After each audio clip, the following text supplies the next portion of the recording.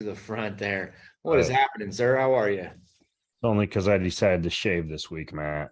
See, and I've missed that whole thing for about a year now. So It's the ultimate anti-aging hack. You it just snip is. facial hair and then shave it off, and everybody's like, "Hey, you got 5 years younger. What are you Yeah, doing?" totally. Well, especially when your facial hair is like this color, That's just it is what it is, man. So, hey, how you got the internet down? The internet appears to be back up, which is great because I've got this walking treadmill in my office. You guys get to see how many miles I can log while I'm chatting with you all today. That's so cool, man. That is so Yeah, cool. it is kind of nice to be able to move when you're talking. It's a lifesaver for me. Yeah, that's a big deal. And so you may not act, you know what? I don't even know if you remember this, and there's no reason you should. I had a podcast, I did about 200 episodes of a podcast that was based on questions from young people, but I didn't have the young people like we do now. So it was based on questions there. And I had some phenomenal guests on this program, Patrick Bet David and Gary Vaynerchuk and my friend Seth Godin. And Wow. oh, there was also a guy named Ben Greenfield who was Oh, kind yeah. enough to, we didn't get to do a face-to-face, but you're like, hey, I can do it on the phone for like 15 minutes. I'm like, yep, let's go. So you were out walking when we did that, and it was a few years back, man. So Oh, wow. yeah, bringing it back. So it's very Well, cool. we're all full circle. That's exactly right, sir. Here we are, full circle. So, man, appreciate you joining, appreciate you pouring in. And in case you guys got the link so that you guys could dive in and take a look at Mr. Greenfield. Obviously, two of your brothers here on this program know him extraordinarily well, because this is who they call dad. But Ben has been one of my go-tos in all things fitness and health for many, many years. I can confidently say it's been you, it's been my friend Rob Wolf, who I know you're familiar with. Yeah. You guys have been, Rob's great, man. So Rob's you an guys, OG, as they he say. is an OG. So when I first sat down with Rob, man, I was at Chico State actually, and Rob was still living in Chico. And I was just finishing up, my kinesiology degree, and sat down with Rob, and blew my mind, Yeah. so much Yeah. you Matter don't learn in school. of fact, when I first started to figure out how to do a podcast, this was like, I think it was about 16 years ago. And I was a personal trainer, and I had a little gym down in Spokane, Washington. I ride my bike to the gym every morning because I used to race Ironman triathlon. So I'd say whether it was 4:30 and snowing or shining or raining or whatever, I'd ride my bike the 8 miles down there to the gym. I'd work with clients all day, and I'd ride back. And well, I might kind of derail your introduction here, but I'll tell this story anyways. I and so what happened was, actually it wasn't 16 years ago. This would have been 15 years ago. My wife was pregnant with our twin sons, and I was working my butt off as a personal trainer. Just basically the way that industry works is typically you'll work from about 5 a.m. until about 10 a.m. or so when everybody goes to work, and then work starts up again during people's lunch hour from about noon to 2, and then it gets quiet again, and then you work again from about 5 until 7:30 or 8 p.m. or so, and then I ride my bike home. And I realized, with my wife at home getting ready to have our first children, my twin sons who are actually here on the call, River and Taryn, that my current job was in no way conducive to being a family man. And I had a real desire to be at home with the family and to homeschool my sons, and to be a present father and husband at home. And so I thought, well, what can I do to kind of reinvent my career and somehow scale myself and allow my information to reach more people without me necessarily needing to stand here in the gym all day long. So, initially I did two things. I wrote a book. It was called Shape 21. It was 21 days of how to eat and how to train. And I had it printed at a little print shop near the house. And I stored all the books in my garage, and I drive them around to all the local, nutrition centers and gyms. And I give them these people at wholesale, and then they'd sell them at retail. And I figured out how to start a website and sell these books online. I remember the first first night, like 6 days in, I sold one for $15 online on PayPal. And I woke up in the morning, I had $15 in my bank account. And I was like, holy cow, I just made $15 while I was asleep. Yes, This is sir. amazing. I didn't even have to do anything. I was asleep.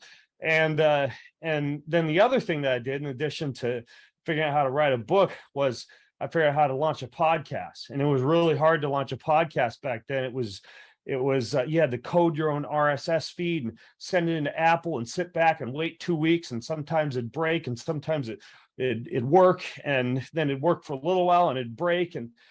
But I'd sit there in my gym, and I had a little webcam on, and I'd talk at the camera for about 20 minutes about the latest research and fitness and science, and I'd push it out there. And anyways, when I first started doing that, I think there was two people who were also doing fitness podcasts, and it was Dave Asprey and Yep. Rob Wolf. Yes. And so I think we were the first three guys to ever do like fitness podcasts. Even before I was doing anything, Rob was out there just putting out information right and left. Yeah, for sure. How cool. So was that for you? What kind of brought you into the quote unquote, the mainstream? Was it the podcast that really kind of broke through and allowed for that scalability? Because by the time I started paying attention to anything in this field, I mean, it seemed like Ben Greenfield was everywhere. And was that it? Well, yeah, probably a long answer to your question. But what happened was, I was also homeschooled K Yes, through 12, and I was very intellectually driven. I loved books, and I just loved the whole process of learning. I still do consider myself a lifelong learner. I mean, my sons can tell you, like, I have more books than I know what to do with. I give books away and I throw books away, and there's still just like massive amounts of books in our library, and I'm constantly learning. I spend typically at least 2 hours a day just learning, reading research journals and articles and science and books, and listening to audiobooks. When I'm working out of the gym, it's never music, it's always audiobooks and podcasts and sermons and things that I know will improve my body and my brain and my spirit. So I'm constantly learning. I've always been that way. And when I was a kid, I was much more into non-fitness related elements of learning, particularly computer programming, video game design. I used to tear apart all my computers and put them back together. I was very into tech. I thought maybe I was going to be a video game designer. A lot of other things. Very into music and chess. I wrote a lot of books, particularly fantasy fiction. Read a lot of fantasy fiction, like C.S. Lewis and J.R.R. Tolkien. And it wasn't until I really got into the sport of tennis when I was about 13, 14 years old that I got very interested in physical culture. I started to run up the hills behind my house, up and down the hills. And I remember I convinced my dad to take me to the sporting goods store, and he bought me a set of 10-pound dumbbells, and I had no clue what to do with them. But my younger brother still makes fun of me for this because we shared a bedroom. I would lay on the bed on my stomach, and I had like a book down there on the floor in front of me, and read my book while I'd pull the dumbbells like this, because I didn't know what else to do with the dumbbells. So I just laid on my belly, and I figured, hey, this should make my arms stronger to swing a tennis racket. So that's what I did. And so I started to get very into physical culture, and started to do things like make myself oatmeal and scrambled eggs for breakfast instead of pouring a bowl of cereal. It's just like little things that I thought would be healthy to make me a better tennis player. And I got so into tennis that I got good enough to play in college. And I got offered to play for the college team in my local town. And kind of like most of the student athletes or anybody does when they're into sports, but they don't quite know what they want to study, I declared myself as an exercise science major, meaning studying anatomy and physiology and physics and chemistry and biology, a lot of things related to the human body. And leading up to that point, I hadn't been that interested in science, but got very interested in it at that point. So interested in it, in fact, that 2 years into college, I decided I want to be a doctor because I was enjoying just the whole element of physical science so much. So I actually I began to study for the MCAT, which is the entrance exam that you take to get into medical school. I took 4 years of prereqs for medical school. I wound up getting a bachelor's degree in exercise science, applying to a whole bunch of medical schools. I got accepted to 6 of them, but I really had my heart set on some of the bigger Ivy League schools. Particularly, I was looking at Duke and UPenn for an MD PhD degree, which is a very competitive degree. And I wasn't accepted to either of those programs upon my initial application. So I thought, well, I got to make myself more palatable. I got to make myself more appealing to these medical schools. So I decided that I would get a master's degree and go work in the private sector to basically get some more time in the trenches and make myself academically a little bit more appealing. And so I spent a year. I did a self-directed master's degree where you actually approach the college and you tell them what you want to study. And so I did a self-directed master's degree in human nutrition, pharmacology, which is basically the chemistry of how supplements and pharmaceuticals and things like that are broken down and utilized in the human body, and then biomechanics, which is the physics of how the human body moves. And I finished that degree and was recruited by a company called Biomet, which is a hip and knee surgical sales company, to work for them. And I thought, well, this is perfect because I'm going to get some actual work experience in the medical field.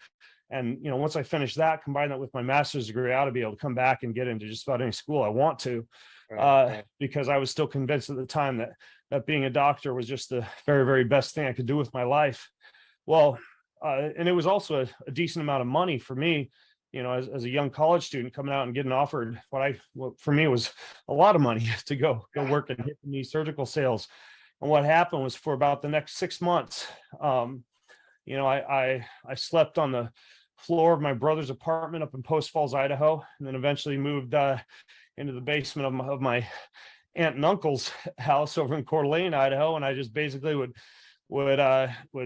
sleep in a spare room, and same thing. I'd ride my bike because I didn't have a car. I'd just ride my bike to work every day, and then I'd use the company van to drive around all the hospitals and doctors' offices and sell hip and knee surgical equipment. And most of my days I'd spend in the hospital with a little laser pointer showing the doctors how to install the hips and the knee, and the rest of the time selling to doctors. And I got about 6 months into that job, and I realized that I didn't want to be a doctor. All these guys, none of them told me it was a good idea to go to medical school. Most of them, even though they had a lot of like homes and cars and boats, they were just stressed and overloaded. And I was watching hip implants get installed into obese people who could have, through preventive medicine, avoided that type of procedure, but instead they were getting overpriced, about $1,000 worth of metal installed in their bodies, and then billed $60,000 because it was getting billed to an insurance company. I just saw the whole broken medical system. And 6 months in, I was like, gosh, I don't like this. This is draining. I don't want to be a part of this system. And I walked across the street into the gym that was across from the apartment I was living in. And I slapped down my resume and asked them if I could have a job at the gym. And at that point, I had gotten a personal training degree when I was in college. I'd worked all 5 years in college in nutrition and exercise science, managing the wellness program at University of Idaho, training clients to pay for all my college as I went through college. So on paper, I was pretty appealing as like a fitness trainer. Right. And so I got the job managing the gym, and over the next 2 years, combined all of the geekery and the knowledge and kind of like the more advanced medical training that I had working in the medical sector and, applying for medical school and getting this master's degree. And I kind of positioned myself as the guy you go to when nothing else is working.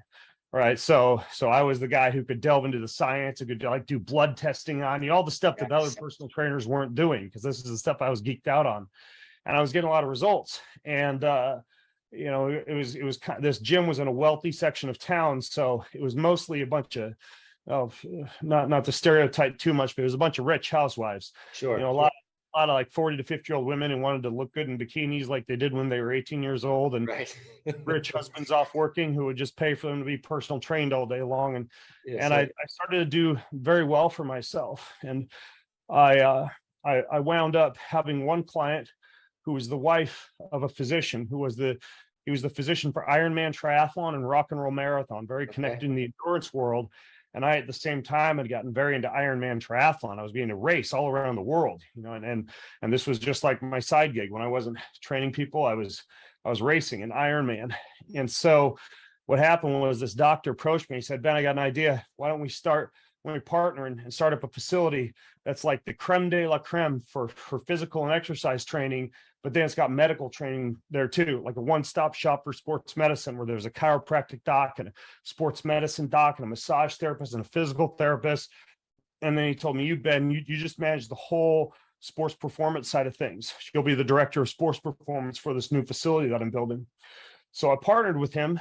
We launched it, and man, we geeked out. We had platelet-rich plasma machines to draw people's blood and spin it and concentrate the growth factors and get them injected back into joints. We had all the fancy equipment that measures how many calories you burn while you wear a mask while you're exercising. We had high-speed video cameras for running analysis and bike analysis, just like the most geeked out performance training facility you could think of.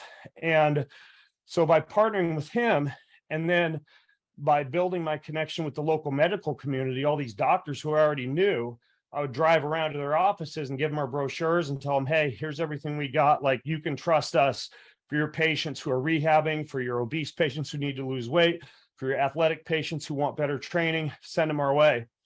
And basically over the course of the next 5 years or so, we built up a pretty impressive program in Spokane, Washington, and Coeur d'Alene, Idaho, to the extent where, we had just all the local top athletes and partnerships with all the local top docs. And this was leading up to the point where I told you, like 15 years ago, what I was doing before my sons were born.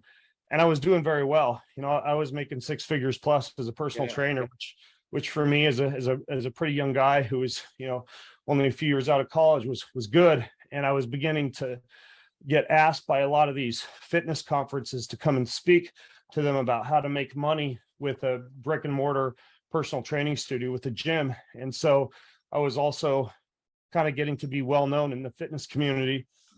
And that even so much as in 2009, I was voted as America's top personal trainer, and that was the result of being nominated by 6 different doctors for that particular honor. And so I was in a very good place, but like I said, I was also working my butt off and wasn't home. I was basically traveling on an airplane to go race triathlons, traveling on an airplane to go give talks, or else training clients at the local gym. And so eventually what happened was I pivoted. I got into podcasting and writing books, etc. But what brought me up to that place was taking all my curiosity and drive for intellect and love for the sector of technology and human performance, combining all that and making a career for myself and establishing a niche where, I was the early day biohacker, the guy who you came to and nothing else was working. And so that's what kind of initially got me to where I am today, or at least set the stages for where I am today. Dude, I love that. There's so much, you guys, when he's talking about geeking out around things and he's talking about things like self-direction, I want you to understand, one, the gentleman is a walking encyclopedia. I go back and listen. I remember one of the first podcasts I heard you on. I just remember going back and going, okay, I have to go back and re-listen to that and just kind of take notes, because some of the things that were just coming out of your brain, you were just clearly somebody who knows his craft and truly enjoyed it, because you don't get to that level of mastery without enjoying what you're doing. Yeah. I love what you're talking about with the self-direction on that too, because I believe you mentioned you were homeschooled. I think you graduated when you were somewhere around like 15 or 16 to start. Yeah, is that right? I graduated when I was 15. And if I could, and this is what I'm encouraging my sons to do, even when they finish, they're unschooled, but you could approximate they're going to finish high school at some point next year. And I'm encouraging them to, unlike what I did, to take a little bit of a gap year to either go do something like hike the PCT or go on some other series of hikes, or possibly do a little bit of travel in Europe, etc. Yeah. Because I jumped straight into college at 15 years old. And I also came from a very strict household. I grew up in a very strict Christian family, and a family that was almost too strict. Like there was very little talk of, the so-called sex, drugs, and rock and roll. Like all of that was forbidden to even speak of. I think a healthier a healthier dynamic is a dynamic in which parents are very straightforward with their children about things like that. Because guys, if you don't learn this stuff from your parents, you're going to learn it from somebody. And I'd much rather, my own sons learn about things like that from me versus at some party their first year of college or something like that. And so I jumped straight into college and I wasn't ready for it. Right? I wasn't ready for the temptations. I wasn't ready for everything from, being exposed to alcohol, to women, to all of the temptations that can really derail you from what God has called you to in life when you're in that type of environment. So I had a rough, probably about 3.5 or 4 years from the time I was 15 until the time I was 19 or 20, when I met my wife and realized that if I was going to marry this dream girl, I better get my stuff together when it came to the way I was living my life from a moral standpoint. And so, yeah, I did graduate high school when I was 15, started college when I was 15. And, if I could go back, I would have waited a year. But yeah, I did start into things pretty early. Wow, that's amazing. So when you're talking about that pivot at the end, is that a result? Because he's saying pivot casually. When you've got that much of an influence in the business that you are running, you've got that much tied into it in terms of your time, your emotional energy, there's that income coming from that. To pivot is no small task. It is a long tail pivot to make something else happen enough to where you can now support your wife and these 2 new twin boys that you're going to have. I mean, that's a giant pivot. Was that kind of the impetus behind that? Is that based, do you think, more on your experiences growing up? Was it more like a priorities because you knew who God was at that point and you were going, hey, I got to prioritize this so I can be with my family. I don't want to be the family that, my kids have to learn things through others. Like, what was the impetus behind making that switch? Because that's a hard switch, man. Yeah. Well, 2 things. One related to the basic vision, the other related to the logistical aspects of it. Regarding the basic vision, I did grow up in a family in which family was held dear and prioritized, and both family and faith were very important. I knew that I wanted to be a present father. I knew that I wanted to be at home with my sons. I mean, and you guys will know this when you're older and you're a father and you're sitting around your dinner table and maybe you've just finished a long day of exhausting work and you feel as though you just want to check out and you don't have much time left to give to the family. The most important thing you can do is to focus on your legacy. The most important thing you can realize is that your children are not just your children. They're your children's children and your children's children and beyond. There are literally thousands and thousands of people sitting with you at your dinner table at night when you're a dad with your family, because the time and the presence and the awareness and the attention and the energy that you give to your family spills literally like hundreds or even thousands of years after you. So all those little things that you do are little things that your children are going to learn and improve upon, and their children are going to learn and improve upon. And every generation can become successfully more impactful and wealthier, not just from a financial standpoint, but from a character standpoint, from a legacy standpoint, and from an impact standpoint. And I realized that even at an early age, that one of the most important things, I would say the most important thing besides your relationship with your creator, is your relationship with your family. And so I knew that deep down inside, and I was fortunate enough in that, I was exposed to some of that at an early age. My parents weren't perfect, but they did instill in me a deep sense of importance when it comes to family. So I knew that, and I think the way I was raised is what really made me realize that I wanted to be an at-home and present father. But logistically, what you'll hear, you guys, when people tell a story like that is, oh, I just started a new career, started a new job, made it all work. Like, I'm not gonna lie, like when you pivot like that and you have to be paying the bills and providing while at the same time building something new, building upon the dream that you have, it can be exhausting. I mean, basically what happened was, well, I'll tell you the exact story was when I decided I want to do this for 9 months. Okay. My wife's still pregnant with my sons for 9 months. I would get home from the gym at about 9 p.m. I would typically have just like quick top ramen, tuna fish sandwich, whatever. And I didn't give my wife as much attention as she needed, but I would literally go into the little office of the apartment where I had my computer, and I would take courses on how to do computer programming and HTML coding. I would create all my own PHP scripts. I would have little newsletters set up. I was creating an affiliate program by emailing and cold calling, in this case, all the triathlon communities in the nation, because I was very connected in the endurance and the triathlon related communities.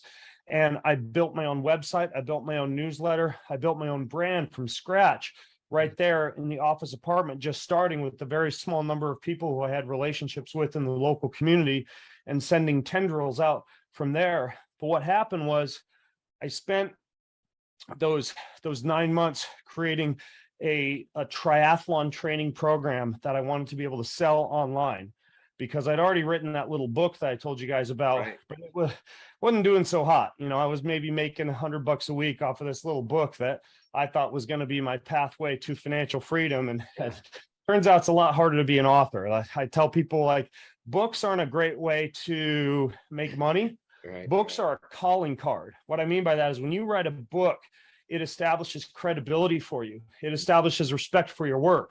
It establishes trust with an audience.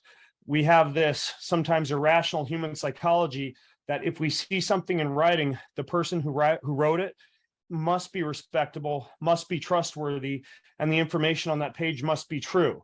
Mm-hmm. Now, hopefully, that that's not always the case. It's often not the case, but despite that, when you're working on a book, if you have something in the background behind that book, a speaking career, a product that you're selling, a coaching service, or some type of online class that you're upselling people to from the book, then that book serves as your calling card. It serves as a way for people to learn about you. I remember I went from, I'll just give you a very simple example, speaking, right? So if you're a really good speaker and you don't have a book, you might be offered somewhere in the range of maybe $5,000 to $10,000 to go give a speech, and sometimes they'll fly you out to places. If you're a real expert in what you do, you can get paid to do that. Mm-hmm. Well, here's what happened. When I wrote a book, and that book became a New York Times best-selling book. This is my first book on like fitness training and endurance training. What happened was that all of a sudden I started getting phone calls from people, and I didn't understand it. They'd be like, "Oh, we want you to come speak here and there, and we'll give you $30,000 or $40,000 to get up on stage for an hour and to talk to us about this thing that you're an expert in because you wrote this book." I was like, "Are you kidding me? I didn't even realize people. I thought you had to be like the president to get paid that kind of money to speak." But that's the magic of the book. So books don't really make much unless you sell a lot of them. But books are a calling card to allow you to be more successful in other aspects of your career. So if you write a book, make sure you have other stuff in the background that people are coming to you and getting as a result of that book. Anyways, though, so what I was working on was not a book. It was a triathlon training program. And what I did was I wrote out all the training programs, all the nutrition, all the supplementation programs, all the videos. I literally would have my friends film me in the pool and film me on the bike and film me while running. And I created this whole program, and I based it off of what I knew a deep-seated human desire was in the sector that I worked in. And that was that there were a lot of people who wanted to cross the finish line of an Ironman triathlon. Okay, that's very inspiring to a lot of people. That's what made me want to do my first Ironman. Was I went to the races and I saw these people crossing the finish line with their arms up and big smiles on their face, and I thought, gosh, I want to do that. All I saw was the finish line. I didn't see all the pain, for 9 or 10 or 12 or 14 hours leading up to that point. But all I knew was, oh my gosh, I want that. I want to cross that finish line. I want to get that medal. Now, the problem is it takes a lot of time. Takes a lot of effort, takes a lot of knowledge, takes a lot of injury prevention, takes a lot of fitness training. It takes a lot to get to that finish line and to be able to cross it truly with a smile on your face, not a big grimace or a nagging hamstring injury or something like that. So what I spent those 9 months creating was called the Triathlon Dominator Program, a no guesswork plan to allow any successful person to cross the finish line of an Ironman triathlon with a smile on their face without neglecting their career, their hobbies, their families, or the other things that they enjoy and love to do. Okay, so that, and what I did was I made this program where you could do an Ironman, but only do it while training 10 to 12 hours a week. Okay, so I was using a lot of my advanced scientific knowledge and fitness training to figure out, okay, how can we make people with a high amount of endurance without them having to train for long periods of time? So you can do it if you do it right. And so worked on this program, and I remember I went to one fitness conference, and there was this guy, he's still out there. His name is Vince Del Monte. Do you know Yeah, Vince Del Monte? I know Vince. Yeah. So I was at Vince with a conference, and Vince was talking about this thing called affiliate networking and JVs. I thought JV was when you weren't good enough to get them the varsity basketball. Right.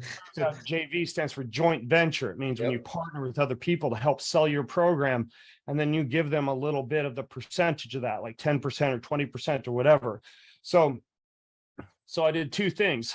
I first of all, I listened to this book by this guy who wasn't very well known, but he seemed to have really good information. His name was Tim Ferriss, and he had this audiobook called The 4-Hour Workweek, and I listened to it. Oh, good. Driving to a triathlon up in Canada and driving back, and the whole time I'm driving, nodding my head and I'm taking notes.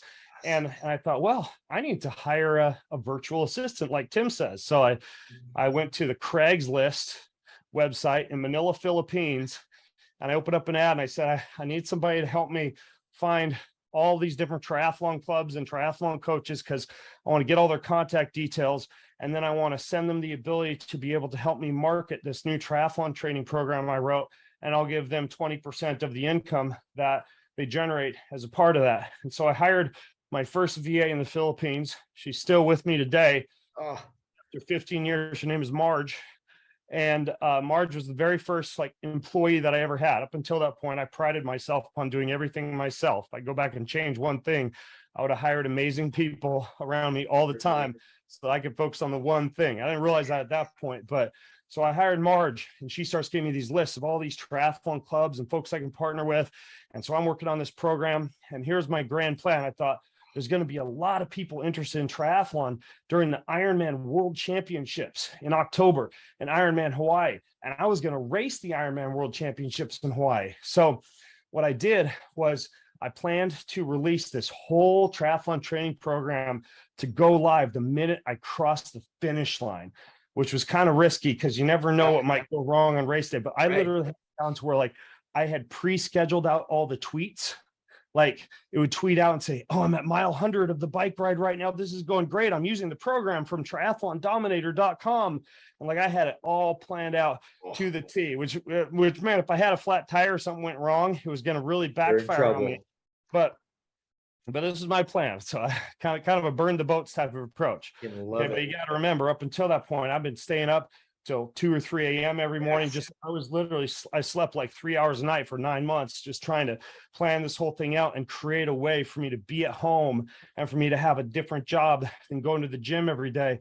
And so basically I crossed the finish line, and I remember I didn't spend a whole lot of time in the finish line area getting your massages and your IVs and telling battle stories with your friends. I think within 3 hours, I was back at the condo in Hawaii in my apartment, logging online to see if I'd sold any programs. Well, long story short, and what happened was it's an online program for all the training. I sold that for $97. I also found a company in Texas who would print it for me. I can print DVDs, the back. These are the circular shiny things, guys. Yeah, you guys have heard of those books. And so this company in Texas, they do what's called drop shipping. That's when you find somebody who will make it for you and ship it for you, so you don't have to be shipping stuff out of your garage yourself. And so if you want the physical version, it was $197. Okay, to get all the books and the training program shipped to your house if you didn't want the online version. And then I had, of course, all these triathlon clubs and triathlon coaches marketing it for me. And then I had it set up. There's a website called ClickBank that allows you to do this. This is what I was using back in the day. Allows people to have a special link to where when they sell your product, they get a little bit of kickback for it. So what happened was, that was in October. During that week of the time I crossed the finish line to the week after, I made $47,000 of sales of this program. And that, that was it was about half as much as I'd made in a whole year as a personal trainer. And so at that point I was like, oh, wait, I can take the information up inside my head that I've studied, that I learned to love anyways. I can go out there and teach a whole lot of people to discover the same thing. I can get paid to do it. And I can do it from my underwear at home while I'm with my kids. And at that point, everything changed. Like, I kind of had two options. I could either hire a bunch of extra trainers to run my gyms for me and, run all that in the background and do the online stuff, or I could just shift. And what I did was, over the course of the next couple months before my sons were born, I sold all my fitness equipment. I found local personal trainers in town to take on my clients. I got out of all my leases for my gyms, and I moved into the little office of our rancher home down by the river, and basically just started podcasting and writing books and creating programs. And that's still what I do. So I freaking love it, man. I didn't know the transition story, you guys. That is the ultimate fire, aim, ready. The planning of the tweets and timing that all out. It's the ultimate burn the bridge kind of strategy, man. And I love that. It's so freaking inspiring. 4-hour work week was another one that changed my life as well. So, I mean, just so good, so much good stuff. My favorite part of that entire story, though, was the why behind that. What you're saying about multiple generations sitting at your table, and that being the only true legacy that matters. Mark Bell kind of connected us, not long ago, and Mark's a dear friend, and he came on with these guys a couple of weeks ago, and I remember the first time Mark and I sat down and chatted years back. He'd come to one of my school campuses that I had built and was just checking it out to see if he wanted Jakey to go there, and we were talking about legacy, and he goes, the only legacy that matters is Jake and my daughter. That's it. That's the only legacy that matters. I can be the meathead millionaire. I can be the inventor of this, that, but that is the only legacy that matters, man. And I think that's a common thread for truly good men, is understanding that is the only legacy that ultimately matters at the end of the day. Yeah, it is. I mean, when you talk about your deathbed, right, and what it is that yes, sir, that you're going to be thinking about when you're on your deathbed, there's a lot of different essays and articles and philosophies about this. But I would say that, just related to this concept of legacy and love and relationships, there's 3 to pay attention to. One is very simple, and this is what a lot of oncology doctors who take care of people who are dying of cancer, doctors who have attended a lot of deathbed moments say. They say most people on or near their deathbed, they just have 2 questions.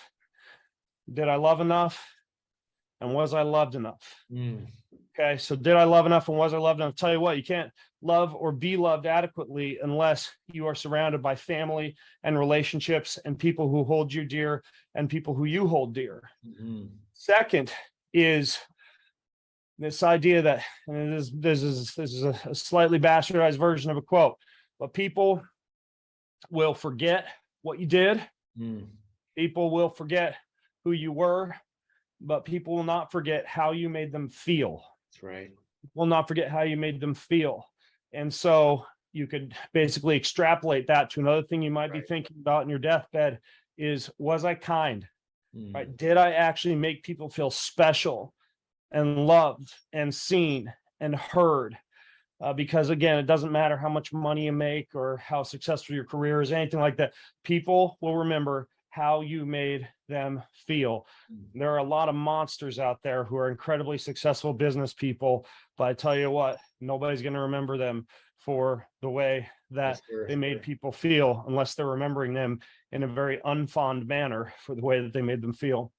And then I think probably the third and the most powerful anecdote for a deathbed moment would be the work done by a palliative care specialist. That's someone who takes care of people as they're dying in places like hospice care. And her name is Bonnie Warre. And she wrote a book that was inspired by an article that she wrote even before the book that you can still find online. It's called The 5 Regrets of the Dying, like things people actually think about on their deathbed. And the 5 regrets of the dying are, let's see if I could list them here. It's I wish I'd stayed in touch with old friends. Okay. And it's very easy to burn bridges as you age and think, oh, these new people I've met are more important. And whoever my friend was in 6th grade, they're not that important of a relationship now. But everybody wishes they'd stayed in touch with old friends. And I've even found myself at 40 years old getting in touch with people I knew in elementary school because I crave rekindling those relationships that I wish that I'd never let die. So I wish I'd stayed in touch with old friends. I wish I hadn't worked so hard, right? No surprises there. Uh, I, uh, I wish I'd chosen to show my true emotions more, right? To actually express how it is that you're feeling. And that's actually very important, because there's even this theory in Chinese traditional medicine that when you suppress emotions and you begin to build up things like bitterness and anger and resentment, and you ignore that sage proverb from the Bible to never let the sun go down in your anger, a lot of this stuff can start to manifest in your bones and build up as disease and unhealthy patterns, and keep the cells in this low level of constant stress, because you're not just expressing who you are. And you need to have some amount of stoicism, right? You need to be able to control your emotions and not just be well, let me put it this way. I don't know if any of you ever done an ice bath, right? But there's kind of two types of people. There's the people who just get in, they're breathing through their nose, smile on their face, just leaning back, eyes closed. And then there's the people who and that's one of the reasons ice baths are very good for you, is they train you to control your emotions, to have that amount of stress resilience. But that's not to be confused with not showing your emotions, laughing when you're happy, crying when you're sad, allowing yourself to be an emotional human being, right? Sometimes we tend to equate manliness and stoicism with being a cold, emotionless person. But in fact, many people on their deathbeds, they wish that they'd shown their true emotions more. So that's number 3. Number 4, I wish I'd chosen to be happy, right? This whole idea, and this is one of those things where I don't know, probably the last time for me was when the airplane is on the runway and you finally gotten home, and I had to sit there for an hour and a half because there was another plane in the gate. All I wanted to do was go home and see my family. I could have sat there for an hour and a half, wishing I'd gone home to see my family, but instead I put on some good music. I closed my eyes, listened to the music with a smile on my face, and I opened my computer and I worked on some projects. And not only do you make hay while the sun is shining, but you choose to be happy no matter your circumstances. As a matter of fact, we have a family crest hanging over the fireplace. And one key component of that family crest is our family, me, my wife, Jessa, River, and Taryn, are climbing a mountain. And at the top of that mountain is the gates of heaven, because that's one thing our family wants to do, is want to lead people to eternal happiness and eternal life and to the heavenly gates. But then another part of that mountain that we're climbing up has inclement weather, thunder and lightning and dark clouds over us. But it reminds us that no matter what, no matter any mountain we're climbing, no matter what the weather is, we choose to be happy no matter our circumstances. And it's a very simple concept. It's so easy to forget. But you have control over your happiness. No matter what life throws at you, you can choose your emotion. And then the final deathbed regret, and this I think is probably the most powerful one, is I wish I'd chosen to be my true, authentic self rather than who the world expected me to be, or who I thought the world expected me to be. That's right. Because especially in an era of social media and information overload, and the ability to basically live half your life in a fishbowl where everybody can see you, it's very tempting to not be your weird self, to not pull out the unique, crazy skill set that God has given you that allows you to touch the world in your own unique manner, and to hide that because it's embarrassing, or it's not cool, or the girls don't like it, or you might be a nerd or a geek, or this is something that's going to make you stand out and be embarrassed.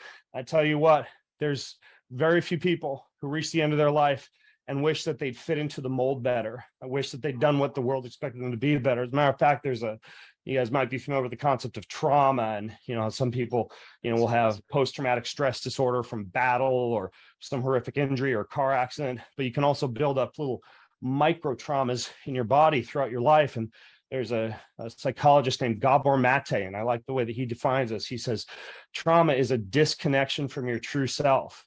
And all that means is you live a life where you start to get more and more disconnected from who you know at your core that God has called you to be. And you instead just start to be that person that you think is going to be cool, or that you think is going to make money, or that you think is going to get the girls. When in fact, if you shine and you show your true authentic self, that's what the world needs. That's what the world is going to be fully loved by you with. And that's where you're going to discover love. That's where you're going to discover that connection with how you make people feel, not who you are, what you did, but how you make people feel. So I think that's the most important one, is be the person you are, not who the world expects you to be. So powerful. And Gabor, he is one of my go-to guys on that too. Yeah, you guys, that's a powerful concept.